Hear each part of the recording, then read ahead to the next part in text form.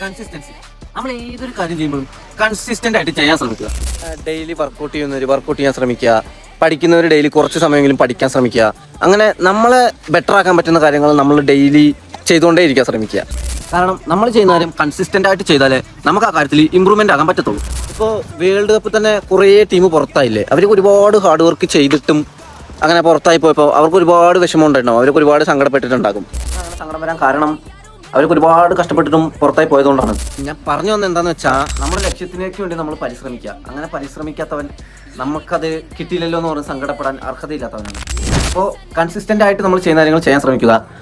ഞാനും കൺസിസ്റ്റൻ്റ് ആയിട്ട് വീഡിയോ ഇടുന്നതിൻ്റെ ഭാഗമായിട്ടാണ് ഇന്ന് കൺസിസ്റ്റൻസിനെ തന്നെ ഒരു കണ്ടന്റ് ആയിട്ട് കൊണ്ടുവന്നത്. കാരണം ഞാൻ ആലോചിച്ചിട്ട് വേറൊരു കണ്ടന്റും എനിക്കിന്ന് കിട്ടിയില്ല. അപ്പോൾ കൺസിസ്റ്റൻസ് ആയിട്ട് വീഡിയോ ഇടണം എന്നുള്ളതുകൊണ്ടാണ് ഇതിനെ തന്നെ ഞാനൊരു കണ്ടന്റ് ആക്കിയത്. ഞാൻ പറഞ്ഞതൊക്കെ നിങ്ങൾക്ക് മനസ്സിലായെന്ന് തോന്നുന്നു. അപ്പോൾ ശരി, ഓക്കെ, ബൈ.